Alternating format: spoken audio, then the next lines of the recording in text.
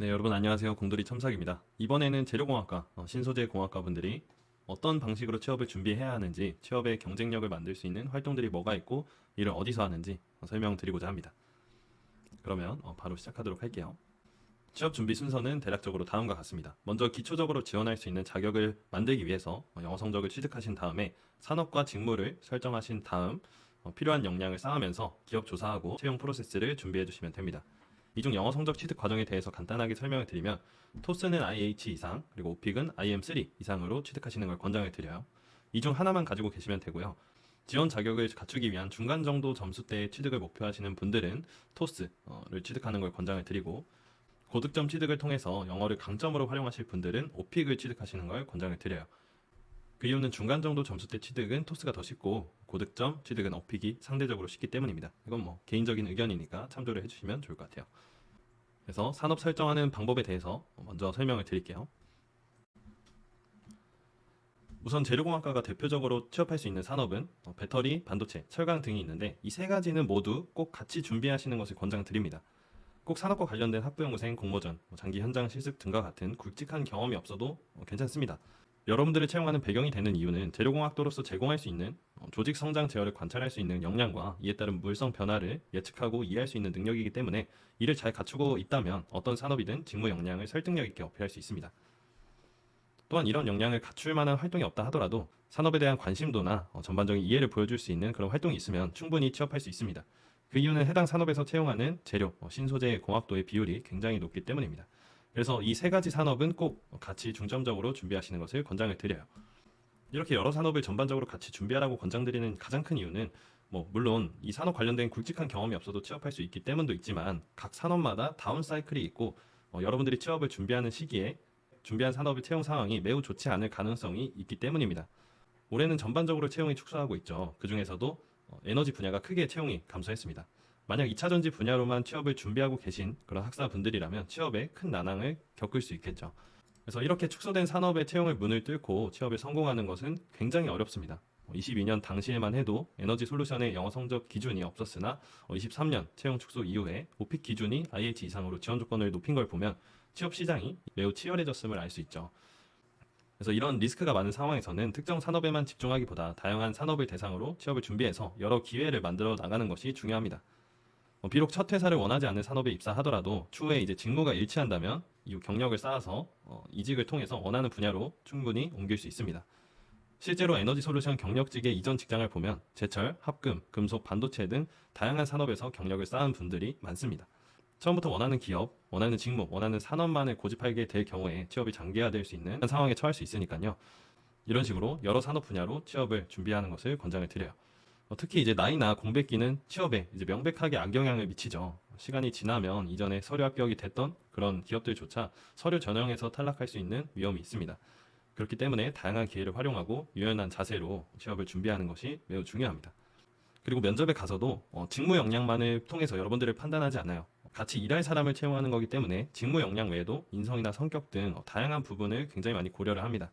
그렇기 때문에 내가 비록 다른 지원자들에 비해서 부족한 경험이 있는 것 같아도 충분히 최종 합격할 수 있으니까 이런 식으로 여러 기회를 많이 만들어가는 것이 굉장히 중요합니다. 특히나 재료공학과는 이런 취업할 수 있는 특정 산업이 정해져 있기 때문에 이 세 분야는 꼭 같이 준비하시는 것을 권장을 드려요. 말씀드렸다시피 특정 산업에 취업하기 위해서 꼭 학부형고생, 인턴 이런 굵직한 경험이 필요한 것은 아닙니다. 채용 규모가 큰 대기업의 서류 합격 조건은 여러분들이 생각한 것보다 까다롭지 않습니다. 또한 면접까지 갔을 때 충분히 불리한 상황을 뒤집을 수 있다고 말씀을 드렸죠. 그래도 물론 이런 경험이 있는 것이 유리하긴 하겠지만 무튼 이제 학부형고생, 캡스톤 디자인, 인턴, 장기 현장 실습 외에 여러분들이 쉽게 졸업 후에 참여할 수 있는 그런 산업에 대한 이해를 쌓을 수 있는 활동은 다음과 같습니다. 배터리 산업의 경우 한국 배터리 아카데미 전문 인력 양성 교육, 그리고 한국 배터리 산업협회에서도 이런 교육을 제공해주고요. 한국 EV 기술인 협회 배터리 성능 평가사 교육 등이 있습니다. 배터리 분야는 이제 채용이 이렇게 활성화된 지 얼마 되지 않아서 활동이 그렇게 많지는 않지만 계속해서 생겨나고 있으니까요. 이런 교육들을 통해서 여러분들이 산업에 대한 그런 이해도나 역량을 쌓을 수 있습니다. 또 반도체 산업의 경우 교육이 굉장히 많죠. 그 중에서도 이제 대표적인 교육은 경기경영자 총협회에서 제공하는 실무 인력 양성 교육이 있고요. 그리고 나노기술연구협의회에서 제공하는 전문 인력 양성 교육이 있고 SK 청년 하이파이브, 하이포 등의 활동이 있습니다. 이외에도 정말 많은 교육들이 있는데 꼭 좋은 교육을 드릴 필요는 없어요. 교육 듣는 것과 별개로 여러분들이 직접 공부를 하고 자소서에 이런 이해도를 작성을 해주시면 되니까요. 자, 그리고 이제 마지막으로 철강 분야인데, 철강 분야는 참여할 수 있는 활동이 많이 제약적입니다. 철강협회 이제 스틸 챌린지 공모전이나 금속학습 그룹 대표적인 공모전 활동이 있지만 제약 중에만 참여가 가능하다는 단점이 있습니다. 대신에 이제 쉽게 들을 수 있는 교육이 있는데요. 스틸 MOC 내에서 온오프라인 철강 교육을 이수할 수 있습니다. 그리고 HI-net, KOWC, KMOC, 이코리아 테크 이런 교육 사이트에서 여러분들 교육을 들을 수 있으니까요. 이런 것도 참조를 해주시면 좋을 것 같아요. 이렇게 활동이 많이 제약적인 만큼 관련 역량을 충분히 갖추고 있는 지원자도 비교적 적습니다. 그렇기 때문에 관련된 교육만으로도 철강 산업에 대한 전반적인 이해와 관심도만으로도 해당 산업에서 충분히 합격하실 수 있습니다. 말씀드린 이제 교육 사이트 외에 산업대전, 각 산업대전에 참여하는 것과 코멘토, 렌유인 등 사설 유료 교육 사이트 등을 통해서 해당 산업에 대한 관심과 열정을 보여줄 수 있습니다. 이런 활동은 필수적이기 때문에 산업을 설정하셨으면 산업 관련 교육 일정부터 먼저 확인하고 교육을 계획한 다음에 참여를 하면서 취업을 준비하시는 것을 권장을 드립니다. 이런 활동들은 각 산업별로 두세 개 정도만 있으면 좋을 것 같아요. 교육이면 3개 정도, 아니면은 학부연구생 이런 경험이 있다. 그러면은 교육 하나 정도만 추가해 주시면 좋고요. 이 다음에 직무 설정하는 과정에 대해서 설명드리겠습니다. 산업을 설정하면서 직무를 설정을 해주셔야 되는데 신소재 공학과가 대표적으로 취업할 수 있는 그런 직무는 생산관리, 생산기술, 혹은 공정기술, 품질관리, 연구개발, 공정설계 등이 있습니다. 직무를 설정할 때 유의할 점은 직무 명칭을 대상으로 설정하고 준비하는 것이 아닌 업무 범위를 선택해서 설정하고 준비하는 겁니다. 이게 무슨 말이냐면 생산관리자로 취업을 준비하라는 게 아니라 생산관리자의 업무 범위가 양산라인 관리, 생산계획 수립 이런 업무들이 있으면 양산라인 관리 이런 업무 범위를 선택해서 취업을 준비하라는 뜻입니다.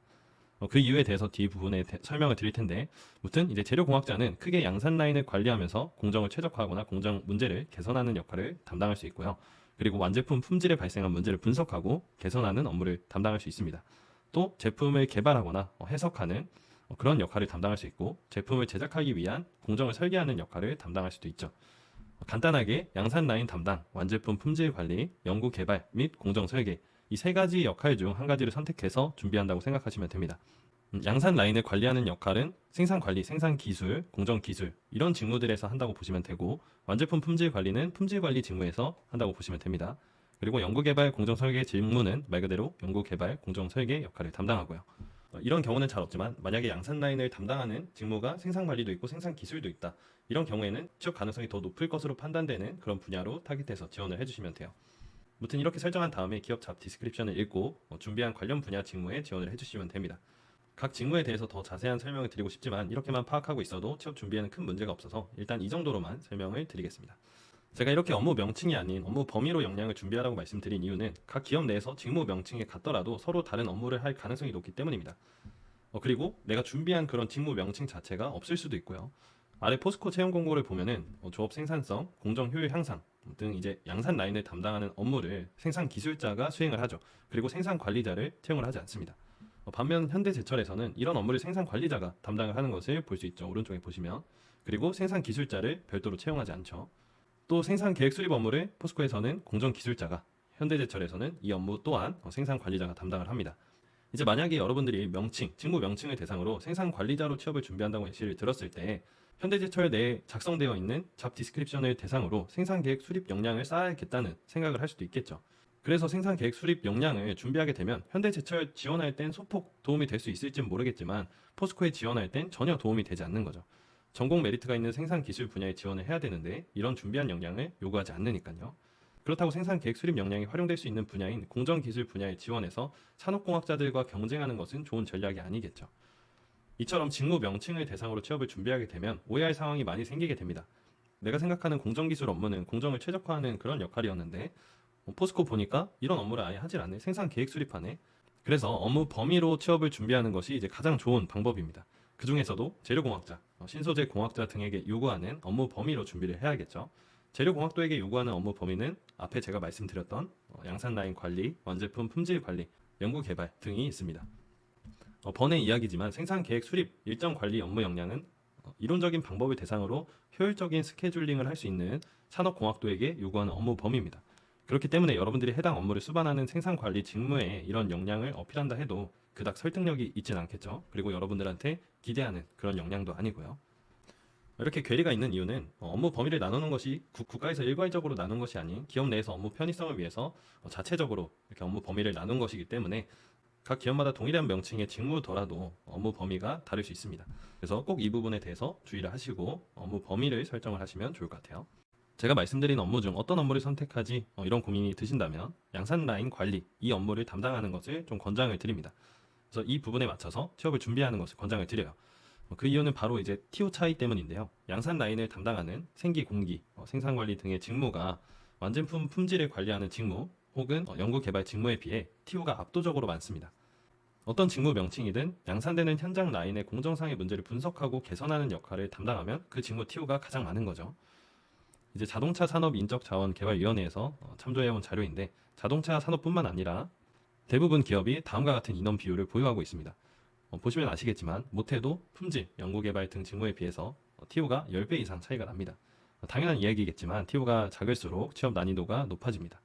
재료공학과를 채용하는 대부분의 이제 품질관리 직무는 공장 내 제품 품질과 완제품 품질 관리 이 업무를 담당하는데 이 업무를 수행하는데 많은 공학적 지식이나 이런 역량들이 요구돼서 취업이 어려운 것이 아니라 단순히 TO가 작아서 취업이 어렵습니다. 때문에 웬만하면 양산 라인 관리하는 생산 관리, 생산 기술, 공정 기술, 양산 기술, 제조 기술 이런 등의 직무를 타겟해서 준비하는 것이 좋겠죠. 연구 개발 직무는 요구하는 역량 수준도 매우 높고 TO도 작아서 취업이 매우 어려운 편입니다. 그리고 타 학과에 비해서 재료공학도의 이제 연구 개발 취업 난이도가 더 높은 편이기 때문에 연구 개발 분야로만 취업을 준비하게 되면 취업이 다소 어려워질 수 있습니다. 직무도 산업과 마찬가지로 여러분들을 채용하는 배경이 되는 가장 중요한 이유는 재료공학자로서의 역량이 있기 때문이에요. 그래서 직무도 꼭 하나만 설정하실 필요 없고 내가 너무 취업하고 싶은 그런 회사다. 그러면은 양산 라인 쪽으로 지원을 하시고 이 회사는 뭐 아니면 도다. 그러면은 이제 연구개발 분야로 지원을 하시면 좋겠죠. 동일하게 재료공학도로서의 그런 역량을 강조해주고요. 이런 기준에 맞게 산업과 직무를 설정했으면 이제 지원하고자 하는 기업을 대상으로 지원 직무, 요구 조건 등을 정리합니다. 정리하다 보면 제가 왜 직무를 업무 범위로 설정하라고 말씀을 드렸는지 이해하실 겁니다. 산업에 따라 직무 명칭과 업무가 다르고 그리고 기업에 따라서도 이런 업무 범위의 차이가 있습니다. 무튼 이렇게 정리하라고 말씀드린 이유는 지원 시기에 기업을 확인하지 못해 지원을 놓치는 경우도 많고 정리하다 보면 어떤 식으로 취업을 준비해야 될지 어떤 산업을 대상으로 좀 더 취업 역량을 강화해야 될지 감이 잡히기 때문입니다. 이제 마감된 공고는 자소서 사이트 통해서 확인해 보실 수 있습니다. 그래서 이런 식으로 직무와 산업을 설정한 다음에 직무 역량을 쌓는데요. 직무 역량은 다 쌓은 뒤에 내가 충분한 역량을 갖춘 뒤에 지원을 하는 것이 아니라 지원과 병행해주면서 보완을 해주는 겁니다. 이 직무 역량은 인턴 제외 거의 대부분 직무가 준비하거나 보완하는 방법이 비슷하다고 생각하시면 돼요. 먼저 첫 번째 역량부터 설명을 드리면 재료공학도로서의 지식입니다. 여러분들을 채용하는 가장 큰 이유가 되는 것은 여러분들이 바로 재료공학과, 신소재공학과이기 때문이에요. 재료공학과는 물질의 분자 구조, 미세 조직, 결정학적 특성에 따른 물성을 분석하고 예측할 수 있는 역량과 조직과 결정 성장을 제어할 수 있는 역량을 보유하고 있죠. 어떤 기업에서 재료공학과를 우대하거나 지원 조건으로 놓고 채용을 한다면 바로 이와 같은 역량을 요구하기 때문이라고 생각하시면 됩니다. 물론 지원자의 꼼꼼함, 문제 해결 능력, 의사소통 능력 등도 업무를 수행하는 데 필요한 역량들이지만 이런 역량들은 서류 단계에서 평가하기 어렵고 차별성을 만들 수 있는 그런 역량은 아니죠. 어떤 지원자가 가장 꼼꼼한가 이런 판단 기준은 매우 주관적인 판단 요소이기 때문에요. 재료공학도로서의 역량을 강조해줘야 되는데 졸업했다는 사실만으로 이런 역량을 강조해줄 수는 없습니다. 이런 역량은 재료공학 지식을 활용한 인턴, 캡스톤 디자인, IPP, 학부연구생 등과 같은 관련 프로젝트를 참여하는 것을 통해서 보여줄 수 있습니다. 그리고 또한 이제 학점을 높이는 것과 전공 관련 교육을 추가적으로 이수하는 과정을 통해 보완할 수 있죠. 이제 가장 중요한 것은 이런 재료공학 지식을 활용한 경험을 찾아서 지원 분야에 필요한 재료공학 지식과 연관지어서 어필하는 겁니다. 내가 했던 조직과 결정 성장을 제어했던 경험이 혹은 물성을 분석했던 경험이 지원한 기업 직무 내 업무 분야 내에서 어떻게 활용될지 찾아서 어필해주는 거죠. 공모전이나 학부연구생, 인턴 등과 같이 자발적으로 참여한 분야라면 좋겠지만 꼭 그렇지 않아도 괜찮습니다. 실제로 한 지원자분은 금속재료 실험 과목에서 재료의 열처리 시간에 따른 미세조직 차이를 현미경으로 분석한 경험이 있는데 이를 자발적으로 해석한 내용을 추가해서 철강기업 서류와 면접에서 좋은 결과가 있었습니다. 그리고 이런 스토리는 꼭 같은 산업 분야가 아니어도 괜찮습니다. 다루는 재료가 다르더라도 원리를 깊게 파고들면 파고들수록 연관성 있는 분야를 찾을 수 있고 그 부분에 맞게 어필해 주시면 되니까요. 그래서 역량 배양을 위해서 가장 먼저 해야 될 거는 지원 분야 필요한 공학 지식, 재료공학도로서 제공할 수 있는 분야에 대해서 먼저 조사한 다음 이 부분에 활용할 수 있는 자신의 경험이 어떤 것이 있는지 찾아서 어필할 준비를 하는 겁니다. 이게 가장 중요한 역량이라고 볼 수 있겠네요. 아직 졸업하기 전이라면 이런 경험을 많이 쌓아두시는 것을 권장드리고 학점을 높이는 데 집중하시면 좋을 것 같습니다. 졸업한 후라면 이런 경험을 찾아서 자소서에 녹일 준비를 하시고요. 자, 그 다음 도움이 될 수 있는 직무 역량은 데이터 분석 역량입니다. 데이터 분석 역량은 직무 상관없이 전 분야에서 활용이 될 수 있습니다. 그 이유는 데이터 분석이 꼭 복잡한 과정을 의미하는 것이 아니라 단순히 데이터를 수치화해서 상관관계를 시각적으로 표현하거나 통계적으로 분석하는 과정 모두가 데이터 분석에 포함되기 때문입니다. 데이터가 있는 상황에서 이걸 통계학에 근거해서 분석을 해보면 데이터 분석이 되는 거죠. 이런 역량은 관련 자격증과 교육을 통해 배양할 수 있습니다. 초기 단계시라면 내가 이런 역량이 없다. 그러면 ADSP 혹은 프로DS 등과 같은 간단한 자격증과 통계교육원에서 제공하는 간단한 무료 교육 몇 가지로 역량을 준비하는 것을 권장을 드립니다. 이제 또 공학자로서, 재료공학자로서 역할을 강조할 수 있는 과정은 이제 분석 역량을 배양을 하는 겁니다. 이는 재료공학에 대한 이해 외에 이제 분석기기에 대한 이해나 활용 역량을 키우는 방법을 통해서 역량을 증명할 수 있는데 관련 교육을 이수하시거나 자격증을 취득하는 방법 등을 통해서 이런 역량을 증명할 수 있습니다. 이제 크게 중요한 역량은 아니기에 이제 자격증까지 취득하는 것은 권장드리지 않지만 표면 분석, X선 분석 기기 등은 여러 직무 분야 공통적으로 다양하게 활용되기 때문에 기기 관련 교육을 이수하는 정도로 역량을 보완하는 것을 권장을 드려요. 마지막으로 도메인에 대한 이해를 개발하는 과정을 통해서 역량을 개발할 수 있습니다. 만약 반도체 증착되는 방막의 조직과 재료 특성에 따라서 물성을 분석할 수 있는 역량이 있다고 해도 해당 공정의 목적과 공정 원리에 대한 이해가 없으면 업무 수행이 다소 어려울 수 있는 것처럼 재료공학도로서의 그런 역량과 함께 지원 직무 내에서 담당하는 공정, 제품에 대한 이해를 개발해줘야 됩니다. 이는 제가 앞서 말씀드렸던 그런 산업 관련 경험을 쌓으면서 역량을 준비할 수 있겠죠. 그래서 취업 준비 과정에서는 이 네 가지 역량을 교육, 실습 자격증을 통해 보완해주고 지원 분야 연관성을 찾아서 자소서 녹이는 과정을 통해서 강화를 해주시면 됩니다. 다시 설명드리지만 꼼꼼함이나 문제 해결 능력 이런 것들은 글을 통해서 설득력 있게 어필하기가 굉장히 어려워요. 그리고 여러분들한테 요구하는 정말 중요한 역량이 아니기도 하고요. 이는 면접에서 평가하는 요소에 가깝다고 생각을 하시면 되고 여러분들이 해야 하는 활동은 이런 활동들 그리고 어필해야 하는 역량은 이런 역량들이라고 보시면 됩니다. 만약 그런 인성적인 역량이 가장 중요했으면 단순히 생각해봤을 때 취업 범위를 굳이 재료공학과로 한정짓는 것이 아니라 능력 있는 상경계열 학생분들을 대상으로 더 다양한 지원자를 좀 모집을 했겠죠. 무튼 이제 이런 재료공학 지식을 자소서에 녹이는 과정에 대해서 설명을 드리면 위처럼 지원하고자 하는 기업 직무 대상으로 업무를 먼저 조사를 합니다. 간단하게 양산 공정 관리, 최적화 이렇게 파악을 하는 게 아니라 공정이 구체적으로 어떻게 되고 최적화하는 데 필요한 재료공학적 지식이 뭐가 있는지 확인을 하는 거죠. 그래서 배터리 공정 기술에 지원을 한다면 그 각 공정에 대해서 확인을 해보고 공정을 최적화하는 데 필요한 지식이 무엇인지 이에 어떤 기여를 할 수 있는지 조사해서 경험과 연관지어서 어필을 해주는 겁니다. 이제 양산 라인을 담당하는 관리팀은 대부분 공정별로 팀이 나눠져 있습니다. 전극 공정, 조립 공정, 활성화 공정 이런 식으로요. 그리고 또 이 전극 공정 내에서도 믹싱 공정, 코팅 공정, 건조 공정, 프레싱 공정 이런 식으로 나눠져 있는데 한 공정을 타깃해서 어필을 해줘야 좀 더 설득력이 있겠죠. 그래서 각 공정 원리와 최적화에 필요한 지식은 국내 특허, 국제 특허, 국내 논문, 국제 논문 등을 통해서 확인을 하실 수가 있습니다. 이제 믹싱 공정을 타깃해서 자소서를 작성했는데 자소서 내용 설명드리기 이전에 조사 내용에 대해서 간단하게 설명을 드리도록 하겠습니다. 믹싱 공정 목적은 양극재, 음극재 등 내부에 들어가는 양극 활물질, 음극 활물질, 바인더, 첨가제 등을 균일하게 섞어주는 겁니다. 그리고 이렇게 섞어주고 나면 슬러리라는 반제품이 나오는데 이 슬러리를 포일에 얇게 펴바르는 코팅 공정을 진행하죠. 그래서 이 코팅 공정을 원활하게 진행하기 위해서 슬러리를 관리하는 역할을 믹싱 공정 기술자가 관리를 하는데 이때 전극 효율이 높아지기 위해서는 코팅 공정 내에서 얇고 균일하게 펴발라줘야 됩니다. 이를 위해서는 이제 슬러리가 적절한 점도와 유동성을 가져야 하는데 이 믹싱 공정 기술자가 이 점도를 조절하는 과정에 기여를 하죠. 이 재료공학자는 이 점성 그리고 유동성 이런 유변학적 특성과 분자 구조의 상호작용 간의 상관관계를 이해하고 분석할 수 있죠. 그래서 이 믹싱 공정 기술자의 역할 중에 어떤 물질 점도를 제어한 경험이 있어서 위 방향에 초점을 맞춰서 자소서에 직무 경험을 강조해줬습니다. 다음 예시와 같이요. 공정을 최적화하는 데 기여할 수 있으며 특히 믹싱 공정에서 슬러리 품질을 향상시키는 데 중요한 역할을 할 수 있습니다. 학부 과정 중 반도체 포토레지스트에 사용되는 고분자 물질의 점도를 제어한 경험이 있습니다. 해당 과정에서 분자 간 상호작용과 고분자 사슬이 유변학적 특성에 미치는 영향을 분석하였으며 목표한 점도에 맞추기 위해 첨가제와 고분자 등의 양을 조절하여 최적화를 진행했습니다. 이 경험을 통해 입자의 분산 특성, 유변학적 특성, 각 분자 간 상호작용의 상관관계를 깊이 이해하게 되었습니다. 이러한 이해를 바탕으로 슬러리의 점도를 정밀하게 제어하여 균일성 높은 양극재와 음극재를 생산하는 제작하는 과정에 기여하고자 합니다. 라고 말이죠. 이 재료 자체를 설계하진 않겠지만 만약에 점성이 떨어진다면 그 이유에 대해서 명확하게 파악을 할 수 있을 거고 이를 개선하는데 좀 협의해서 개선하는데 기여를 할 수 있을 겁니다. 그래서 이러한 분야 외에도 전자재료 물성, 금속재료 물성 등 재료공학도가 각 기업, 각 공정을 최적화하는데 기여할 수 있는 분야가 많이 있을 겁니다. 이런 분야를 찾아서 각 분야에 맞게 내 경험이 어떻게 활용될 수 있을지 설명하면서 어필을 해주는 거예요.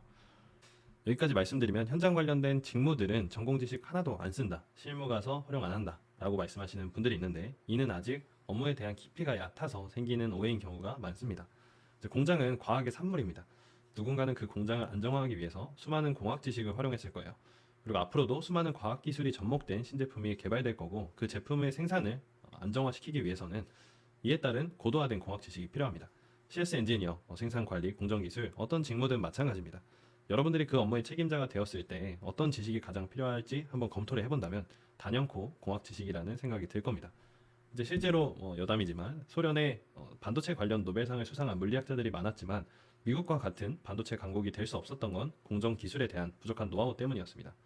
이런 이유에서 산업 스파이를 실제로 미국 공장에 많이 보내기도 했고요. 무튼 그렇게 여러분들은 이 공학 지식을 기반으로 차별성과 경쟁력을 만들어 주셔야 돼요.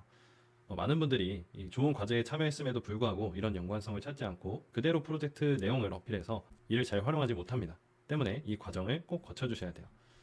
직무 역량으로 이제 활용하기 애매하지만 취업에 도움이 될 수 있는 그런 활동들이 있습니다. 우선 조직 적합성이나 직무 적합적인 그런 성격을 보여줄 수 있는 아르바이트나 조직 경험, 대외 활동, 동아리 활동, 학생회와 같은 단체 활동 등이 있습니다. 간혹 특정 대기업에서는 이런 활동들이 있으면 서류 점수를 책정하는 과정에서 추가 점수를 주니까 졸업 전이라면 이런 동아리나 대외 활동, 학생회 등에 참여하시는 것을 권장을 드립니다. 아르바이트 경험을 점수 책정 과정에 활용하는 기업은 매우 소수니까요. 졸업 후에 이런 경험이 없다고 해서 꼭 아르바이트 경험을 참여하실 필요는 없습니다.